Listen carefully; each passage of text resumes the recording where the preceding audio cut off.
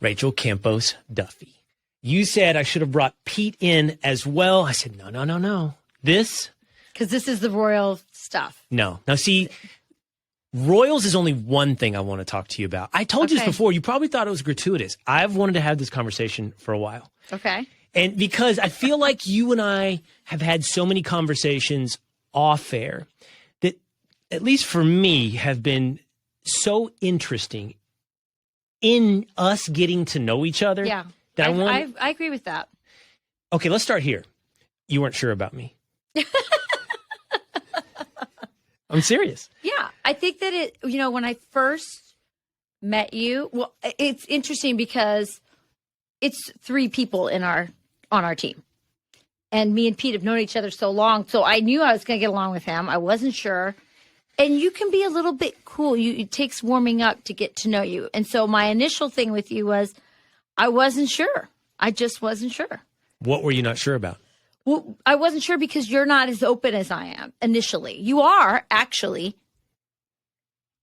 That's what's so interesting about you. But you are not initially very open. You have a little bit of a guarded, kind of a little bit of a wall. And then if you like somebody, then you'll let them inside. That's my assessment of you. And I think you're a very deep thinker, which is what's interesting about you. But I also think that you can be guarded at first.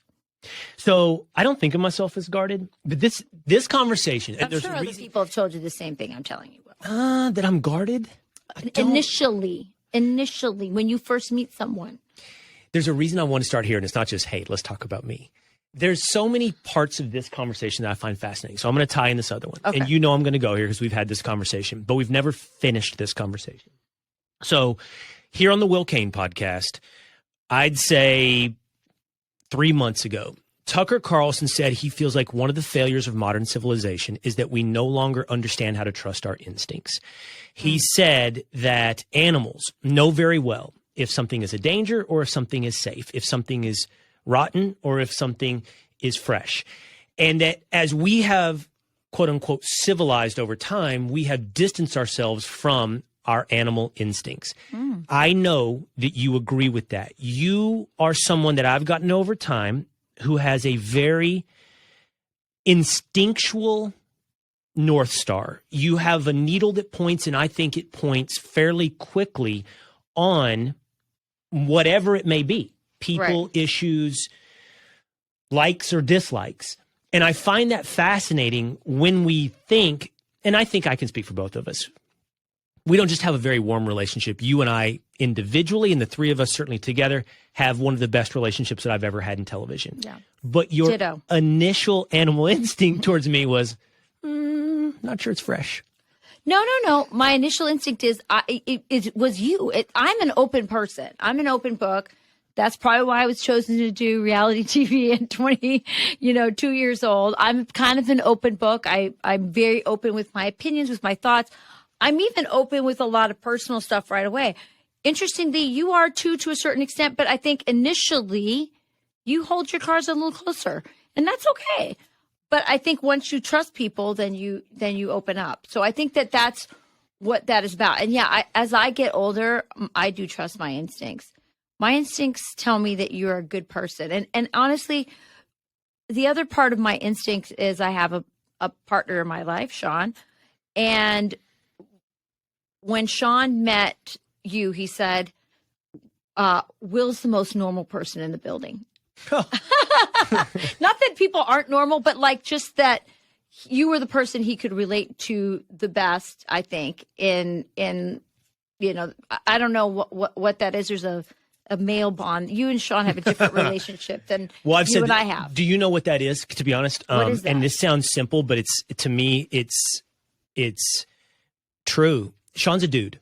Okay. Yeah. And I think I talked about this on your podcast. And Pete's a dude. Yeah. And I'm a dude. And I've been in sports and I've been in politics and I've seen different kinds of guys in every different realm of what they do for a living, what race they are, what socioeconomic status they may be. And there is a certain kind of guy that is a dude that you just get along with and you hit the same wavelength fairly quickly. Yeah. But there's something I haven't ever told you, and there's something more here. It's not just television navel gazing. I wasn't sure about you either. Really? Oh, Why? now all of a sudden the rabbit ears go up. No, and I'm going to tell you why in a moment, Sure. but I actually think that maybe the fact that I wasn't sure about you, you picked up on and weren't sure about me as well. And I think there was some instinct going on with both of us. What I wasn't sure about with you is I didn't know you. And I think you would agree with this. You have a very strong style. And, you know, I knew Rachel Campos-Duffy, strong opinion. I don't know that it's fair to say flamethrower or I've been accused of that. certainly throw some flames from time to time.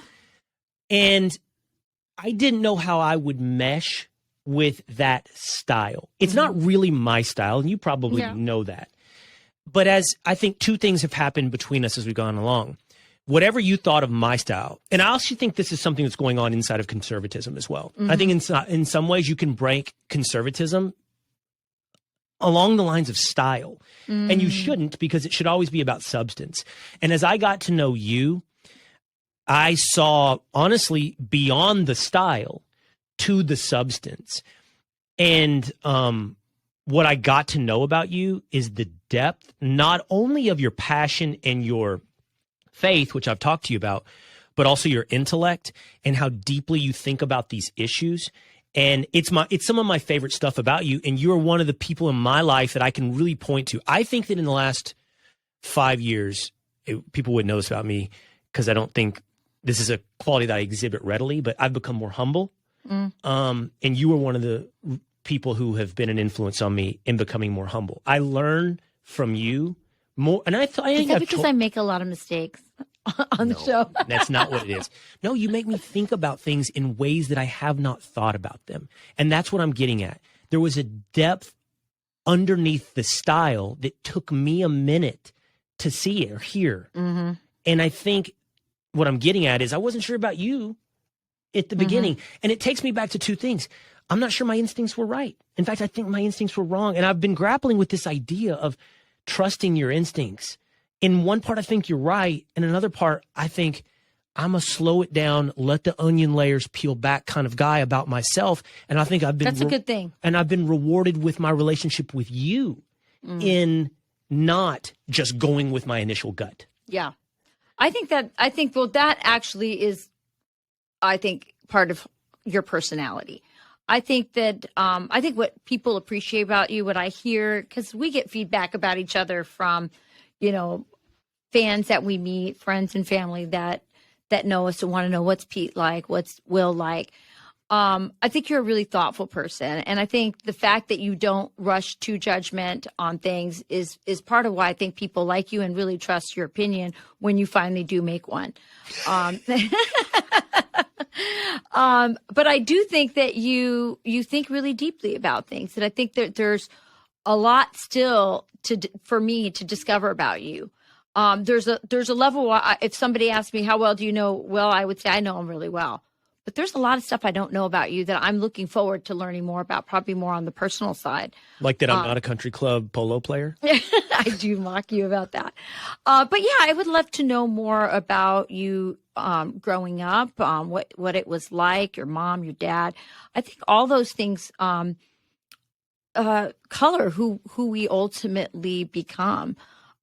In fact, you know, me coming from a family, you know, having 9 kids, or Sean being the 10th of 11 kids, even the sibling relationships are really powerful in forming who you are. And so at some point, the sibling relationships become more important in forming who you are than even the parent.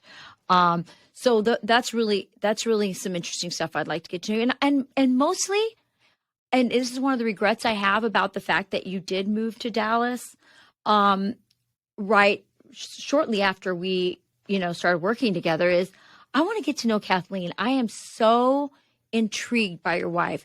The handful of times that I've met her, I'm really drawn to her.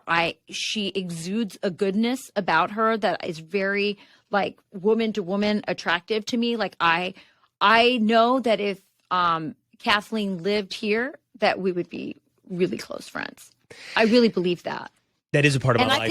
And I think knowing Kathleen more deeply will also help me to know you even more deeply. Well, you're right. By the way, that's a door that I don't open very often, even on my podcast where I've committed to being as most open and authentic as I possibly can be, because she doesn't have any desire to be a public figure. I know. So I try to honor my wife's desire.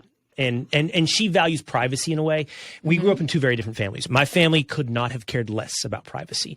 Everything was done at the dinner table. It was all combative. It was all argumentative. That's my family. Yes. Yeah. And still is my family now. Asking someone how much money they make was not only not faux pas, it was like, that's constructive information that we can all use going forward. Yeah. Her family, that would be a big social sin. And you guard your privacy. And so I try to honor that. But I want to go back to something that you said. So I was telling a friend about you. And I'm not like, people hear me say this and I mean it. I don't give gratuitous compliments. So if I'm talking about you, it's probably like, let me tell you about somebody I know. And what I'm learning about myself through you maybe. So I was talking to a buddy of mine, okay? And I was describing you. We were talking about this concept of trusting your instincts. And he said that he had this attorney that he worked with. He's an attorney. And he said, she is someone I work with, this attorney that I work with. And she is passionate and she is fiery and she makes a judgment quickly. And we were both, and I was going, yes, I know that person. Yes. And then he said, and she's almost always correct. And I'm like, yes. So interestingly, you said, once I eventually get to that opinion, that is something that you can trust. What I've found with your quick judge or your trusting of your instincts, Rachel, is from a passive person in the Rachel Campos-Duffy life and on the train, somebody that sits on the couch next to you, I think you're pretty accurate. You're quick and your instincts are pretty accurate. Do you ever feel like that they have failed you, your instincts? Do you get it wrong and then have to go back and go, my instincts were wrong and I need to revisit that conclusion? Yes, that's happened. Even with people like there are some people I've met that I've been like, I don't think that they would be like, they're maybe too quirky, and they turn out to be like somebody I really like connect with and can become really close friends with. So yeah, I've been wrong before for sure. And I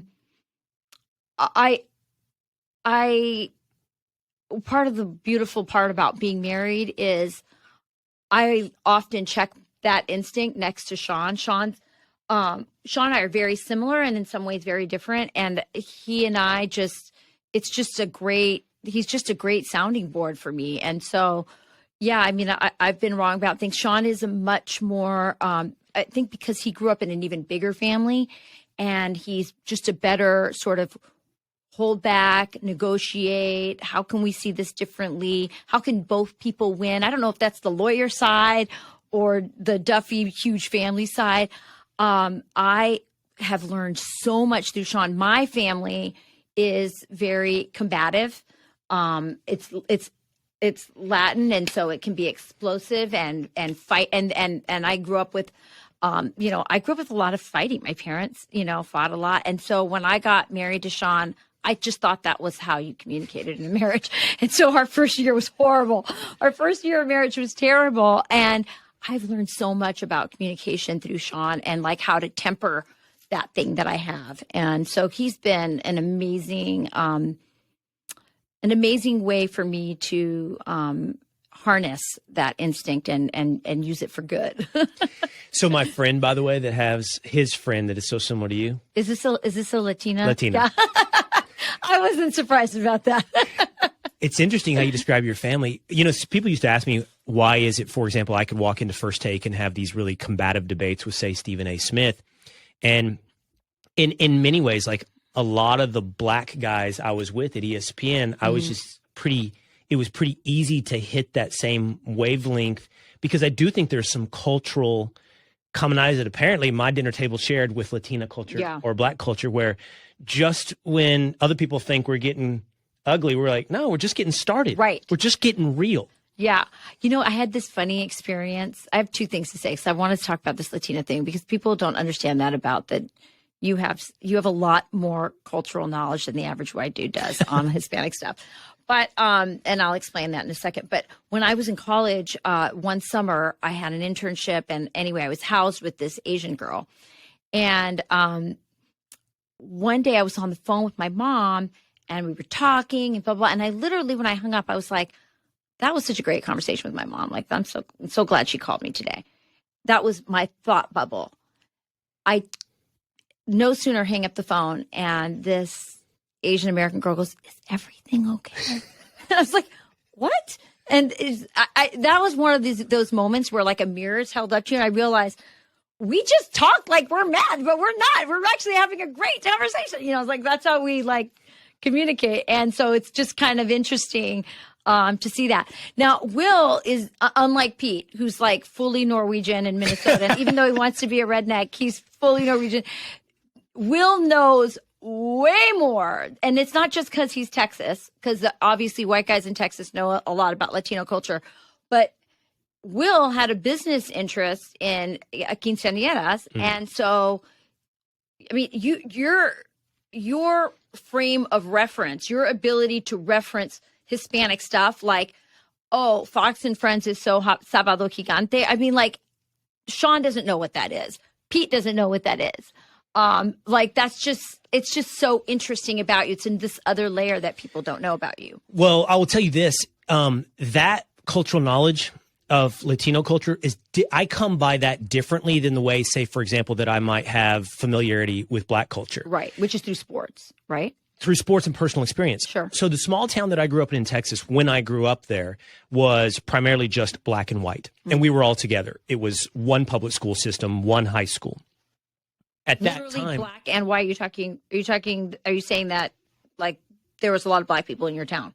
there was Black people and there were white people. There weren't Hispanics? That's what I'm getting at. Wow. In North Texas in the 1980s and 1990s, and this is literally the changing face of immigration in our country, there was not a significant Latino population in North Texas. I don't want to paint with too wide a brush because I'm sure that Dallas has a huge metro area, might have had a much bigger population. But I grew up in a small town north of Dallas. Now it has to the extent it might be 30% of the population today. But my point is, my cultural knowledge of, quinceañeras or Sábado Gigante comes academically through curiosity. Like, I am just a curious person and I want to read about that. And then as I grew older, it was a culture that was around me, certainly in food.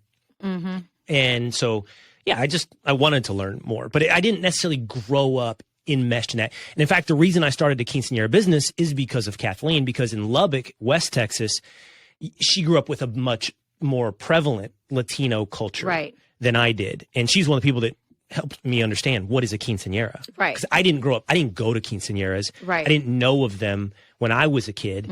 Now, I think in almost every part of Texas, you probably know someone who had one or was in one. Sure. And that's because of immigration. Right. Absolutely. So let's go back to you and Sean. So Real World, 2 different seasons. How do you guys become a couple? So there's a spin-off show called Road Rules. Yes. And when he finished the 5th season of Real, I was on the 3rd season. So there was a 4th season. Then there's a 5th season, or I think 5th season. Then they decide, let's do a Road Rules and pick one person from each cast. And I was picked from my cast and he was picked from his cast. So the first moment we actually met is captured on, video, if you will. And we met, and I was dating somebody else at the time. He was very interested in me, but I wasn't sure. Then when the show, we kind of got together a little bit during the show. And then after the show, he pursued me. I still wasn't sure. And then I pretty much was like, it's not going to work. And he was pretty pissed off. He was pretty hurt. And I knew that we were going to end up seeing each other again. And I really liked him. He's such a nice guy. I mean, you know him. He is like the nicest guy ever. And I knew we'd be seeing each other because MTV's always doing reunions, all the time. And I'm like, I don't want it to be weird when I see him next time. So I was trying to keep the friendly lines open. I had a speaking engagement in Milwaukee. And so I arranged on the way back to stop into Minneapolis, which is where he was going to school at the time, and just sort of, show like we can still be friends, so that then when we do a reunion show, it wouldn't be awkward. He picked me up from the airport and he took me to a diner. It was this Greasy Spoon diner near his law school. And we sat and talked for like 3 or 4 hours nonstop. I was having the best time. And at some point in that conversation, I thought to myself, I'm like, oh, well, this is what lovers do, right? I mean, they can sit for 4 hours and have this awesome conversation. And, you know, it just goes and it feels like time's like flying by. And so at the end of breakfast, I said, I think I'm going to marry you. That morning. Yes, I did. At the end of that 3-hour conversation. I said, I really like you. I think we're going to get married. And he thought I was crazy because I just spent, 4 months, rejecting him. And he was really hurt by me. And, but we've been together ever since. So be honest with yourself and with me. Yeah. Is your story with Sean an example of your instincts and your gut initially right or wrong? So initially, my gut instinct was this guy is a really nice guy. No matter when the first day we met, I was like, he is the nicest guy. I just wasn't sure if I was attracted to him. I was also in a relationship when I met him. So that was kind of weird. But I have kind of some history where, I don't know if you know this, Will, but I was in a really bad car accident. I do. And I had been engaged for about a day when that car accident happened and that person died. So I think that, and then on top of that, through the real world, I also had a roommate who died. So I think, although I don't think that affected my mortality, I do think that plus that car accident matured me in a way that I think made me ready to when I realized, oh, he's probably the one. I don't think if I'd had those experiences, I would have been ready. I might have tossed Sean to the side. Instead, I realized, no, my mortality, my experience, whatever, I didn't want to lose out on love again. And I realized I need to pursue this. And so that's I think part of that story is part of what happened to me. So I did know about the car wreck because I've asked you about the scar on your foot, but I don't think I ever knew that you lost your fiance in that car wreck. Yeah. So I the night before the car wreck, he said, let's get married. And I was like, yeah, let's definitely get married. And then the next day we were in a car, his colleague, it was on a film. We were on a film. He was on a film set working, for a movie called Starship Troopers. And, he and his, boss and I were in a car, and another vehicle, the guy it was an older guy. He fell asleep and he crossed the lane and all of a sudden hit his head on. Oh man. So everybody died except for me in that accident. So it was a pretty traumatic accident. I was really badly injured. How long were you in the hospital? Well, I was in the hospital for several days. I was kind of out of it. I mean, I was like major morphine. Then I was airlifted back to Arizona where I had to recover and get more surgery. And so it was like about 1.5 years of recovery. And then it was after that 1.5 years that I met, one of the first things I did once I graduated from grad school, was to go on this trip for MTV, and that's where I met Sean. So the car wreck happened between Real World and Road Rules? Correct. So, Rachel, I know, and I want to talk to you about this morning as well. I know what a woman of faith you are. I don't think I ever fully knew the details of what you just shared with me. Mm-hmm. To be in a car accident that took away from you so much, mm-hmm. and that also spared individually you, mm-hmm. How do you see that through the prism of your faith? Well, what I can tell you is I was ejected from the car. And when I was ejected from the car, I laid on the side of the road. It was dark at night.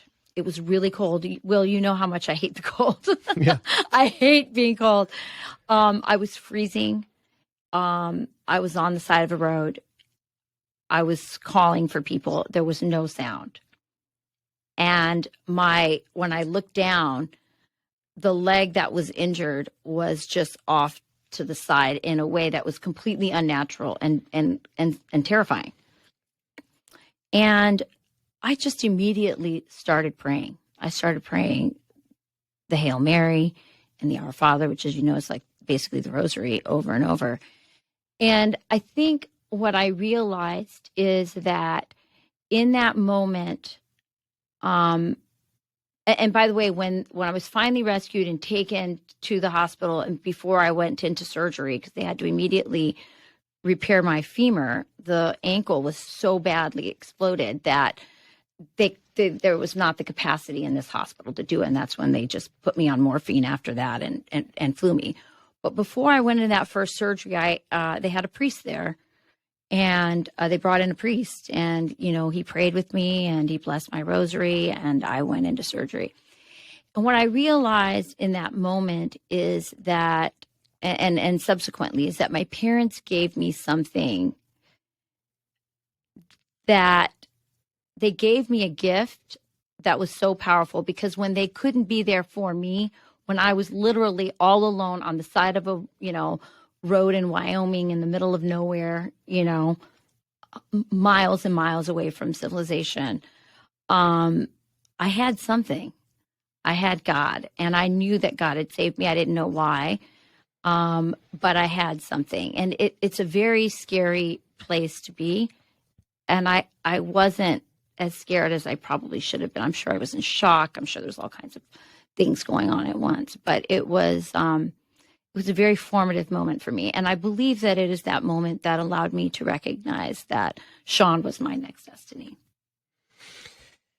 So, wow. I have two things I want to tell you, in that this is why I love getting to know you, that I think on the surface, you and I are so different, but as it turns out in so many different ways, we're in the same boat. So, one, grew up in the church, always religious. Sunday school every Sunday, youth group every Sunday night. What's the denomination? You know, the ones you guys call snake handlers, and I love Jesus stuff. Jesus is my boyfriend. Jesus is my boyfriend music church. Yeah. Protestant. You know, you Catholics think we are. Is there a specific denomination? Yeah, Methodist. It's Methodist. Okay. And I will tell you, and I don't talk about this stuff, but I talk about this with you.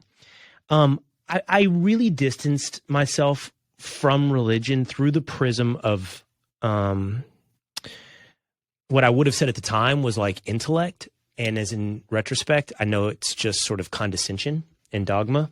Mm. Like, I don't want to rely on faith. I want to rely on reason. If you'd asked me at the age of 20-something, that's how I would have said I want to see the world. In my 30s, and I'm not going to do a lot of this because I don't know why. I feel weird sometimes telling personal stories, but I want to tell personal stories. Why do you feel weird about that, Will? Because I don't think that you are. As I'm sitting here listening to you, I have this thing, Rachel, and I'm being honest with you and the audience in this respect, where I don't want to leverage things. I don't want to ever feel like I'm leveraging the I for some other purpose. I don't know how to explain that. It's like when Tucker was on the podcast, I said to him, you never use the word I. You don't use the pronoun I. And he goes, no, people don't want to hear about me. And he's very open with his ideas. That's such a lie, because as soon as you interviewed him. Well, I pressed him. Tell me about you. No, I know, but I'm just saying, no one wants to hear about that. That's not true. I'm more interested in the when you told me you interviewed Tucker, I said I got to listen to that because I know what you're going to say. I want to know about him. Like, I want to know about his wife. I want to know about his family. I want to know what motivates him, because he references them, but I want to know what it is about his faith, because he has very strong opinions. I know, but there's something foundational behind it. He and I share, I think, this. Isn't he Methodist too? I don't know. No, he's Episcopalian.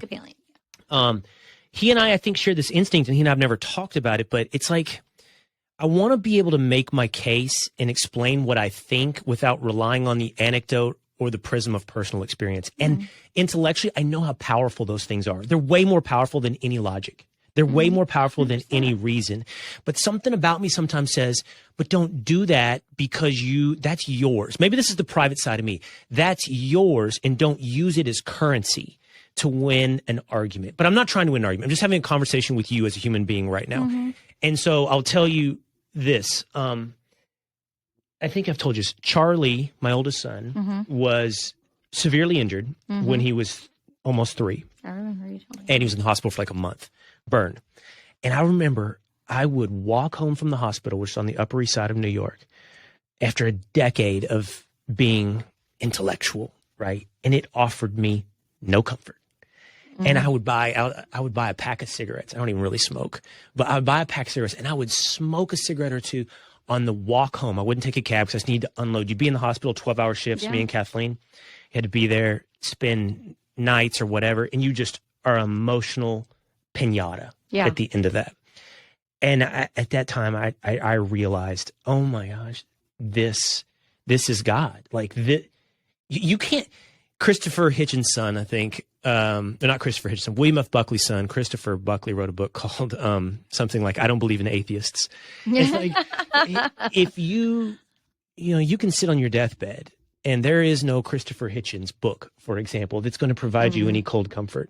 Yeah. And there's a humility in that moment, and you felt it maybe not through that word, but something on the necessity of God. And then I'm going to share one more personal story that connects to what you just told us. Is again, I'm real careful about these things are not forthcoming. My dad died when I was 25, and at that moment, I grew up, and it made it possible for me to marry Kathleen.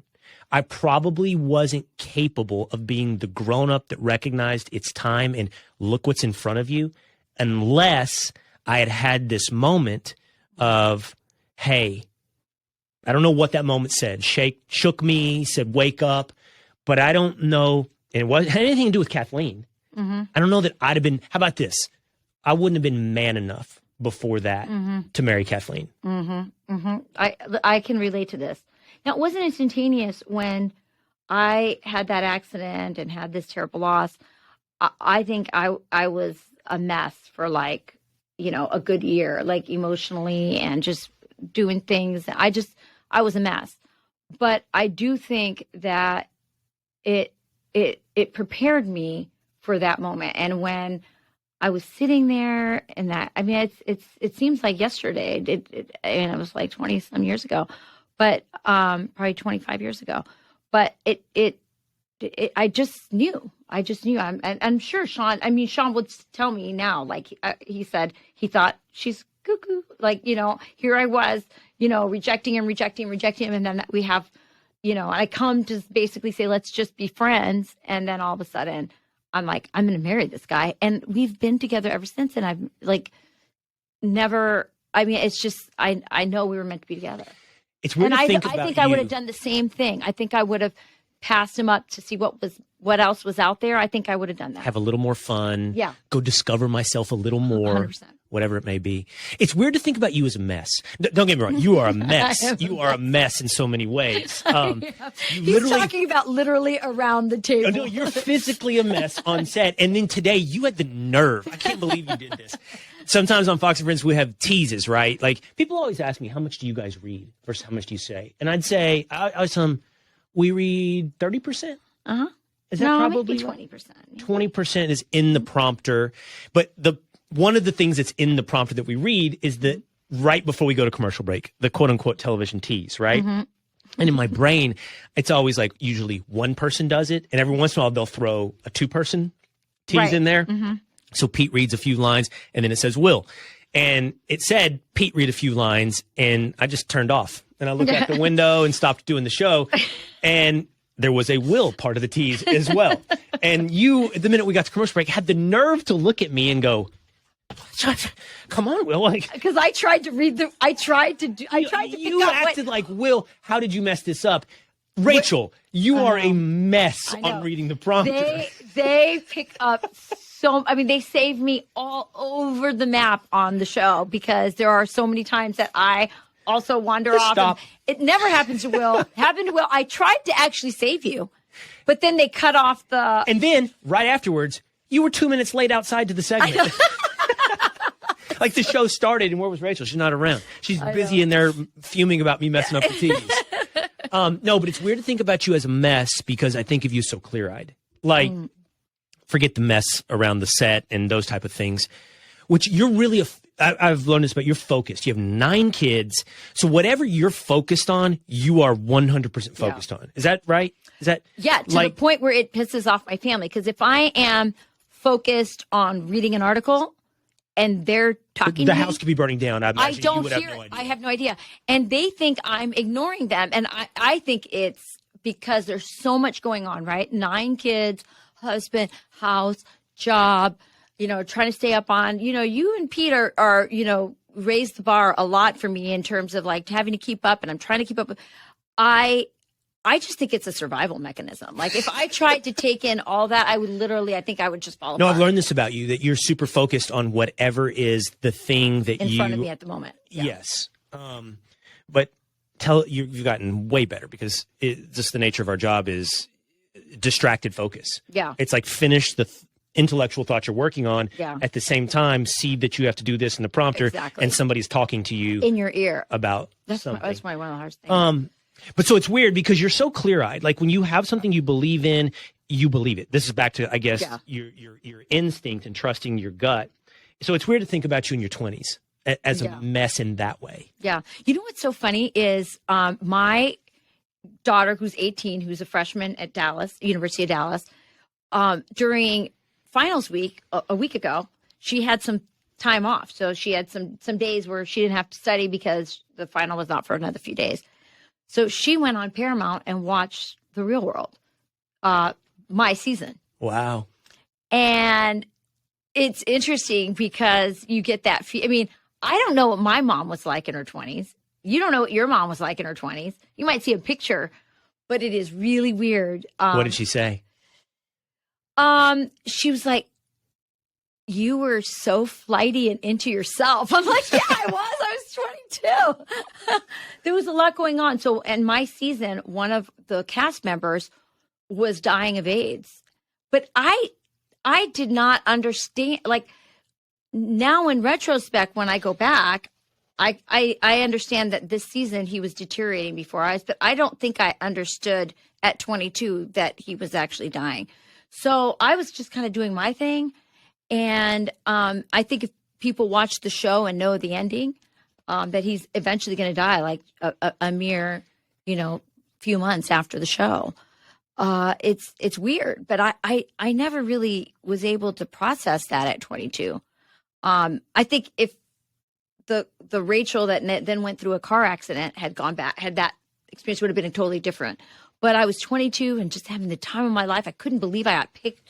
40,000 people applied, and I got picked to be one of these 7. I was having the time of my life, and it was really fun. It was really challenging, and it's hard for people who are younger to understand how MTV was it. I mean, there weren't like multiple channels. There was no social media. There were no cell phones. And it was the first reality show. It was the first reality TV show, and everybody knew what that was. Yes. Everybody knew what MTV was. Everybody knew what The Real World was. And it really blew up with our season. So it was just a really interesting time to be involved. I love reality shows. I do too. Reality TV. I've been selling you on Love is Blind. I started it. I still have some more to go. So tell me, I texted you the other day. I have met every celebrity you can imagine. I don't even know. This is so embarrassing. And you know how big a sports fan I am. Yeah. I've met my sports heroes. Yeah. And I met a dude from Love is Blind the other day. And I'm like, Bartiz, I got to talk to you. Was he just like at a bar? No, it was like an event in Dallas. But anyway, so be real with me. I know the answer to this, but I think I need to hear it from you. Like, how coordinated and contrived is reality television? So when I did it, it was only the 3rd season of a reality TV show. Nobody had ever done it before. So it was, I would say, everything that happened actually happened. Nobody tried to ply us with alcohol. Nobody did anything. But I would say that things could be edited. So I'll give you a perfect example. We had a tank in our house that was a fish tank, and they would bring in these exotic, from Hawaii, Hawaii, all these exotic Hawaiian fish were in there. Well, the guy who was managing the tank wasn't that good. And at some point, like some of the fish started dying. Okay. And I was very concerned about the fish. And I felt really bad as I could see them dying. And sometimes, there's a scene where I'm like looking at, I'm looking at the fish and I'm really worried. And I was the one always concerned about calling the fish guy because the fish are dying. Fast forward, there's a scene where, this tragic kind of scene that happened. I can't, like somebody left our house. It's a big deal, whatever. And they tried to say that I was pining for this person, which I probably did miss that person when he left, when he was kicked out of the house. But they showed a picture of me looking at the fish tank. And it looks like I'm really sad about that person. But you're sad about the fish. But I'm really actually, what's really happening is I'm sad about the dead fish. So that kind of stuff happened. Yeah. But did the fish die? Yeah. Was I sad that roommate left? Yes. Was there some editing to help them visualize that? Yes. Yes. Now, subsequent other episodes, they needed to sexualize things more to keep the interest. And so by the time they got to season in Miami and Hawaii and all those, it did become more like soft porn, right? It became like kids and threesomes and the hot tubs and all that kind of stuff. That stuff never happened in my season. They situationally create drama for the characters. Yeah.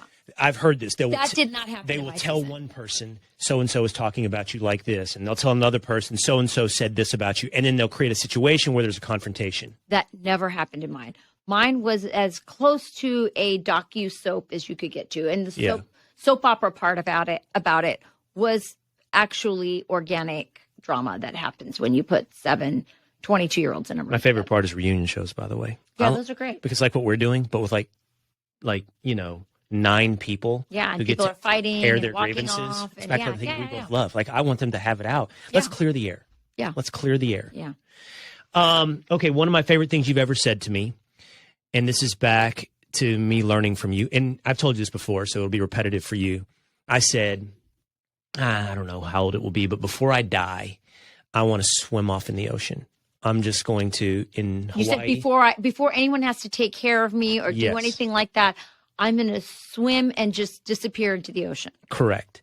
And you said, and Rachel does this, like, there's different versions of your eyes, but you looked at me in a way that was so authentically sincere and go, that's really sad that you just said that. That makes me really sad for you. And I was like, wow. Like it didn't feel empathetic. It felt more like judgy. Yes. Judgy. And then you went on to, you gave me the most profound answer as to why. You changed my mind. Like you're like, and you can recharacterize it for us, but you said something like, it's such a valuable gift to suffer for you and everyone in your life. Yeah, it's true. Suffering is not in vain. I mean, if you look at you speak about your faith as a Methodist, as a Protestant, but truly, I mean, we share that. I say that in jest. But I mean, it's just like Jesus could have come into the world anyway. How did he come into the world? In a family. Obviously, there was a message about family in that. Jesus could have left the world in any way that he wanted. How did he leave? He left suffering, right? I mean, to the end. I mean, obviously, he's trying to teach us something about suffering. Obviously, I mean, what's the greatest pain that a human being could go through? Losing a child. Well, there was Mary at the cross, losing a child. I just think that it's so obvious when we really look at the story of Jesus and we look at his life, what he wanted us to focus on, right? What he thought was of value. And I can also see it, and I hate using this example because there's nothing about Valentina that makes me, like she's actually in many ways an easier child than some of my other children, but she has Down syndrome. She has some challenges. We understand that she's going to probably be with us forever and she's like never going to fly the coop. I hope she never does. But we all have, as a family, she's our favorite person in the family. She's always happy. She's always amazing. She's the only thing we all agree on. But also, we all learn lessons around Valentina, about patience, about, I think all of my kids have become more aware and more sensitive about people with special needs. They see people with special needs more than they ever did before. So there's something, and it's obvious to me that Valentina came to our family for a reason. I mean, it's just obvious. But again, I just think that's what I go. I get it. If you were to swim off, let's say you had a sickness, right? Your family would have to rally around you, and they would have to learn lessons about life and death, and they would learn about sickness and vulnerability, and they would learn about love through your suffering. And why would you want to take that away from them? See, now this is what I'm talking about. Like, but that's a very Catholic thing. Maybe it's this very is Catholic, but it's also, it's so damn wise. Okay. That is just wisdom. That's better than truth. Right. It's wisdom. I appreciate that. I mean, it's invaluable what you just taught me, which I've heard from you once before, but it's instructive for me to hear it again, because you're so right. It's a selfish act for me to say I'm going to swim into the ocean, because what you're talking about is not what you've given Valentina, but what Valentina has given you as a gift to learn about you and make you a better person, to be more patient, to be more loving, whatever it may be. When all I can think about is, I don't want to be a burden. And what is that? That's my vanity. That's my ego and my vanity. Because you're going to be so vulnerable in that moment, right? Yes. You're going to depend on other people. You're going to have to let go, and you're going to have to depend on people. It is the ultimate vulnerability. Can I tell you this too? So we've talked about my sister's dog before on the show. Her dog, he's blind. He's very aged. She wakes up every morning to a puddle of pee somewhere, either on a rug, on a floor. I mean, we actually call him Joe Biden, right? Because he's incontinent. Terrible. I know it's terrible. We're like, oh, she's like, oh, Joe Biden, he peed on the rug again today. And when she talks about her dog, a lot of people say you should put him down. And she's actually gone to the vet, and the vet has said, honestly, I look at his heart. His heart is fine. He's just old. I mean, he just is this what's happening, and he's old. I mean, I could put him down if you want, but there's no reason for me to put him down. He's not in any pain. He's just old, and this is what happens. And I think that what my sister is teaching her kids ultimately is how to treat her in her old age. That we don't just throw people away in that way. And you look at what's happening in Canada right now. Euthanasia is exploding over there. The people, there was a veteran who called the veteran, whatever their equivalent of the VA is, and was like, I need a chair to help me up the stairs. And the VA was talking to her about, well, maybe you should just, think about ending your life. And it's like, oh, I just need a chair to get up my stairs. I don't need to take my life. But this is happening in hospitals. There is a devaluation of life all over the place. And it starts with abortion, and it goes all the way to euthanasia. And as a culture, Western culture does a very bad job of valuing life. We throw people into nursing homes when we don't want to care for them. We don't want to deal with that. And now, we have, an inconvenient pregnancy, and people, automatically put abortion on the table as an option. Or grandma gets old, and, in Canada, if you're in Canada, this is now a really big issue going on there. And believe me, it's coming over. It's coming here. There's something more or different that I took from your wisdom as well. And that is, I think we try to create an existence that is so cocooned in comfort that what we have done is deprive ourselves from depth internally. So in other words, if I never let myself experience suffering, either my own or someone else's, I've learned less about myself. I didn't have to hurt. I got to feel better in the short term, but I never got to learn more about myself. I didn't know how to be better. If I only ever live in air conditioning, I can't tolerate the heat. We soften the entire existence until it's anesthetized, right? And then what are you? Nothing. You're just that flat line. Can I tell you something that's interesting that came to my mind as you were talking about this? Because we joke a lot, Will, I, and Pete, about Catholicism versus, Only because you're so Catholic. And only because, and Pete people don't realize Pete grew up in like a Baptist, like hardcore, And so I joke with them a lot about how, we have, Gregorian chants and, these ancient traditions, and they have, Jesus is my boyfriend music. But for me, one of the most interesting, I grew up in Europe as well, as you know, because I was a military brat. So really old, beautiful churches. And if you go into a Protestant church, they have usually a bear cross or they have the risen Christ. If you go into a Catholic church, our vision of Jesus is the suffering Jesus. It's bloody, the blood dripping down. I love Catholic churches because we don't hide anything. The holes of the statue are there when we leave the church. I go to a church here in New York City where there's this giant crucifix, Jesus hanging, and the knees and the nail on the feet are bare because we kiss the wounds as we leave the church, and so many people have kissed it that it's like worn out. I mean, we kiss the bloody wounds because we understand that it is in that suffering. That is, to me, one of the greatest differences. And one of the things that I cherish as a Catholic, because we don't rush to the resurrection. We don't live in the resurrection. We understand that suffering is part of life, and it is what ultimately leads to salvation. Okay, I have a couple more things I wanted to talk to you about today, and I'm not sure we're going to have time for all of it, and let's not belabor this. Are we talking royals? Let's do a little. Okay, yeah. I have watched the first 3 episodes of Harry and Meghan. I can't tell you why.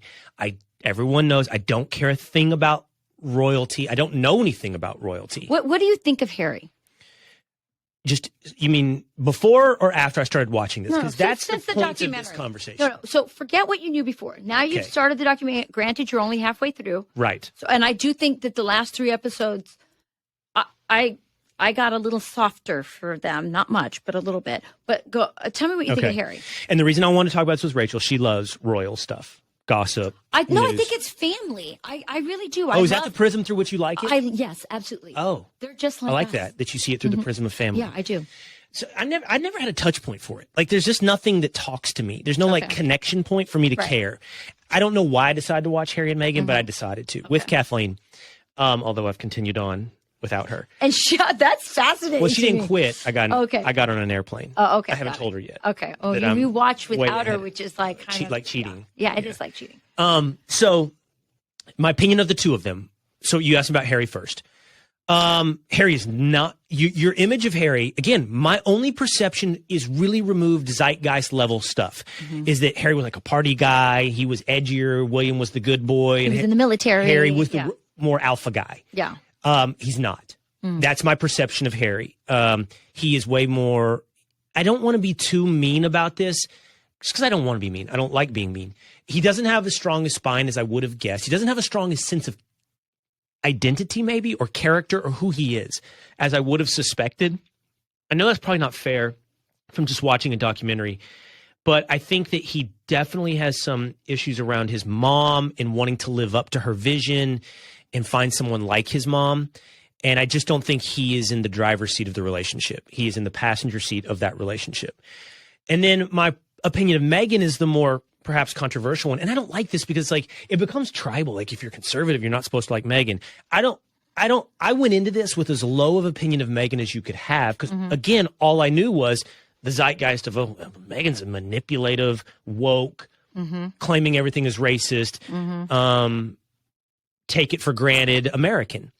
And I will just say, through 3 episodes, my opinion of Meghan has risen. Now, it was very low to go in, but she's way smarter than I thought. I find her more authentic than I thought I would find her. That doesn't mean I believe everything she says, and I haven't gotten to the racism claims yet. And I also recognize that this is their story, their director, their editors, their story, their manipulated, curated story. But I'm surprised that I'm a little bit like, Meghan's not as bad as I thought she was going to be. So my idea of Harry is a little different. Like, you're right. Obviously, he's hurt by what's happened to his mom. That's a very traumatic thing to happen at a very traumatic age. I actually think it's that he doesn't have that tight relationship with his dad. I see a dad. You buy into the idea that Charles is not Harry's dad. Yeah, I do. I do think there's a very strong possibility that he is a love child. In the same way I think that Justin Trudeau is Fidel Castro's son, for sure. But I still think that Charles, treated him probably not that much different growing up than his brother.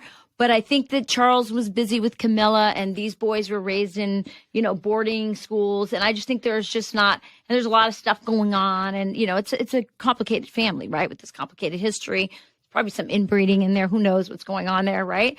But I think that he is clearly still angry, still hurt. And this is where Meghan finds him, right? But I still think he has a sense of family. She, on the other hand, if you look at her life, she claims she wants this big family. She claims she loves family. But if you actually, as you start to see the documentary itself, you see her idea of she's, as you said, raised like an only child, and in a home with one mom, and then eventually she goes to another home with one dad. So she doesn't really understand big families. And so she comes into this very big, complicated, deep history family. I thought I had a big family. It's me and 3 siblings. I go into the Duffys. There's 11 kids. And, they're all so different, and there's all this stuff going on. And it was so fascinating to me to be in the middle of this. And I could, I appreciate just all the, someone's always on the out. I say that all the time. People's like, what's it like to have 9 kids and have a family as, with 11 people like you do, Rachel? You know what it means? It means nobody's ever happy at the same time. Oh, we have that many people. You probably have a moment where you all go to Disneyland, and you could actually look at Kathleen, and you can look at the boys, and you can go, darn it, this is a great family. And you don't ever have that? You never have. We have to Photoshop his smiling on the flippin', Christmas card, or, you're all, I get tickets for everyone to go to a Broadway show. I sacrifice to go do that. And one kid's pissed because he can't sit next to me. It's like there's always, no one's ever happy at the same time. Or there's different alliances when you have families this big. And, one time you're in, one time you're out. Yeah. And that's what happens in big families. And what I see is that she has the ability and the capacity, and maybe she never learned how to be in a family, but she banishes people out of her life. Like what she did to her dad was so cruel. Look, the dad had never been exposed to paparazzi, so he took some money from the paparazzi and took a few photos. He had no idea he was going to. And what I would have done in that case, if that had been my dad, is I would have said, Dad, oh my God, you can't do that. You got to not do that again. And then I would have talked, but first I would have talked to my new family, my new soon-to-be in-laws, and I would have said, my dad does. I would have advocated for my dad. I love my dad. Why would I want my dad kicked out of my family? And if you listen to the podcast, she says, I told Charles, this is her telling her new father-in-law, I lost a father in this. And, would you walk me down the aisle? And this was supposed to be this moment where she's showing how great she is. And I thought, what a bitch you are. You kicked your dad out of your life because he made one mistake because he didn't know how to handle the paparazzi. And you didn't advocate for your family and your niece that you're really good friends with, that you've traveled with. Mm-hmm. You go, I'm not going to invite her because that looks bad because I didn't invite these siblings and I didn't invite my dad. And it's like, she creates all this drama. She doesn't know how to be in a family. She doesn't know how to forgive.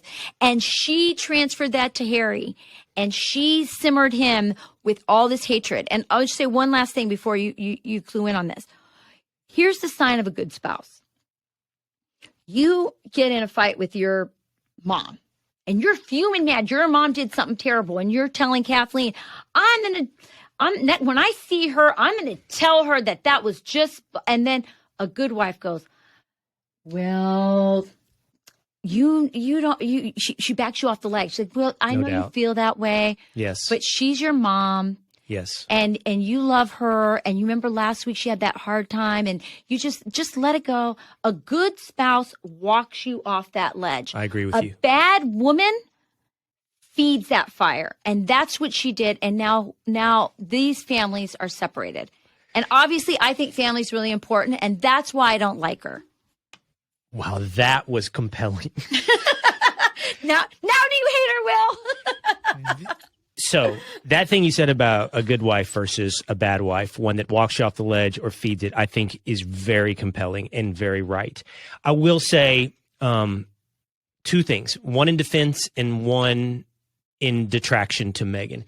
I am sympathetic to the idea that you're dropped into this world, and it's an insane world. 100%. And that paparazzi in their and it's a weird family. And they're so weird. Yeah. And the contractual relationship with the not all families are the royal family of right. Exactly. the English Commonwealth or British Commonwealth. The relationship between the paparazzi you and the family. You drop her into this world, and I'm just a little sympathetic to like, oh, you didn't curtsy right, you didn't do this right, whatever. I'm a little sympathetic. I know you say she had opportunities, and that's fine. BS. She had people to talk to. And by the way, you could go, honey, how do I curtsy? Still, I am sympathetic to you are dropped into the most judgy on the slightest little things world. Agreed. And then you can't do everything right. It's super aristocratic and class oriented in a way that I think for Americans, we're just not used to that, right? Yes. I mean, I'm not used to it. I despise it. Agreed. And but in detraction to Megan now, I would say like your argument against the dad or about the dad, I definitely only have one side of that story. I have only Megan's side of that story, right? And I know I'm watching something that is like an opening argument in a prosecution. Okay, now I need to hear the defense. I need to hear from the dad. Why did that happen? Why would any daughter not invite? I mean, this is the wedding of the century. Why would, this is your father, your flesh and blood. Why would you not try to repair that so that your dad could walk you down the aisle? I just think it's bullshit. I think she's full of herself. And I just think she speaks. You think that I'm defending her because you think I'm attracted to her. Obviously, many times we've sat on the couch and her picture has popped up and Will's got, I have to admit, she's good looking. Well, she is good looking. She is. Of course she is. And that's what makes it harder but how for dare men you to peer see into my how soul. manipulative You began the podcast saying I was thoughtful, and now you dismiss me as nothing but a lust-driven instinct. Maybe you just don't know enough about it. But I just now I'm ignorant and lustful. But you know what? I think that you care about family. And I think at some point, if you're going to have a family, and especially if you're going to enter into a family as big as that, you learn, and maybe that's the point, right? She never learned how to be in a family. She was an only child. And I think she's bringing that only child selfishness, the narcissism that comes from being in the public eye, which a lot of people get, but I think Hollywood actresses get it in a different way. And she is very pretty. And she probably is used to having a lot of attention and being the center of attention. And all of a sudden, she's part of this giant institution. She is not the center of attention. Or when you do get it, you're supposed to sort of shine the light back on the queen and on the future, king and Princess Kate and William. And she doesn't like to do that. And she's just very narcissistic. And I think she leaves waves of destruction around her. And I think she's taken poor Harry, who's very damaged. And that's not to say like he's not, his own person and he's not responsible in some way. But I think she has managed to have him become more like her in the negative way than, and I think it's going to hurt him in the long run because ultimately he is part of that. No doubt what you said is true. He has become more like her, not her fit into his world. And listen, I'm a big believer in the argument you just made, which somebody said, if you've had a series of bad roommates in a row, maybe you're the bad roommate. The thing about her having waves of destruction and alienating people in so many different aspects of her life makes you point the camera back at the sign Meghan of a Markle. good marriage? A good marriage is one where you bring out the best in each other, because married people do become a lot like each other, right? It's just what happens. In a good marriage, you take on the best of your partner and your partner takes on the best of you. And hopefully together by like talking each other off ledges, you kind of push down the negative and you bring out the best in each other. What I see with those two is that they're bringing out the worst in her. From her, she's bringing out the worst in him. That's kind of how I see it. All right, I have more that I want to talk to Rachel about, but here's what we'll do. We're going to revisit some new topics with Rachel and Pete very soon. That's right. I love this. I'm glad it's not one of your family meetings, which she does. He doesn't believe we do family meetings. Oh, I believe you do. We do multiple throughout the week. 2-hour-long meetings. Oh, no, it's not all like throughout that. the week. Multiple meetings. Kill me. 15, 20 minutes each. I really value our friendship. I do too, Will. Thank you, Rachel. You got it. Hey, it's Will Cain. Click here to subscribe to the Fox News channel on YouTube. It's the best way to get our latest interviews and highlights. And click to subscribe to the Will Cain podcast for full episodes right now.